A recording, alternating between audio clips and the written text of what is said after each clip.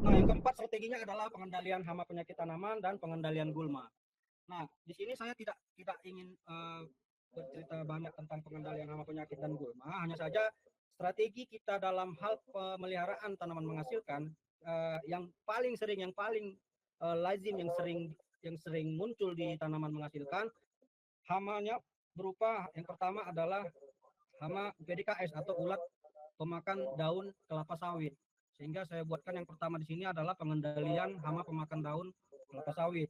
Kemudian pengendalian hama kumbang tanduk atau oriktes.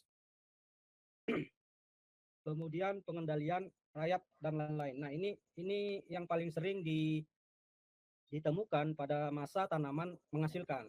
Sehingga perlu kita lakukan inovasi-inovasi dalam hal pengendalian hama-hama tersebut. Nanti kita bisa diskusi lebih detail atau mungkin lebih rinci mungkin dari teman-teman bapak-bapak sekalian juga mungkin ada pengalaman ya pengalaman yang bisa diceritakan di sini nanti boleh-boleh saja. Next, Bu. Nah, kemudian penyakit yang paling potensial, penyakit-penyakit potensial yang ada di masa tanaman menghasilkan itu yang pertama adalah penyakit tajuk atau biasa disebut crown disease. Nah, penyakit tajuk tersebut juga bisa disebabkan salah satu penyebabnya adalah dari oriktes tersebut. Oriktes itu menggerek pucuk daripada tanaman sawit. Nah, ketika dia sudah berlubang, maka dia akan mengundang yang namanya spora atau jamur. Sehingga dari situlah dia munculnya crown disease.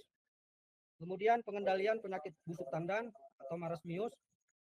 Kemudian pengendalian penyakit busuk pangkal batang atau yang disebabkan dari jamur ganoderma. Terakhir adalah pemeliharaan sarana dan prasarana. Ini yang faktor paling penting dalam hal akses panen kita ya Bu. Menjaga infrastruktur terutama di jalan produksi dan di jalan koleksi atau collection road dan main road. Kemudian memperbaiki sarana panen seperti piringan, pasar pikul, titik panen, tangga panen, pasar bantu, TPH dan lain-lain yang menjadi supporting keluarnya akses buah dari pokok ke pabrik. Kemudian orientasi pemeliharaan diarahkan untuk menggali produksi setinggi-tingginya.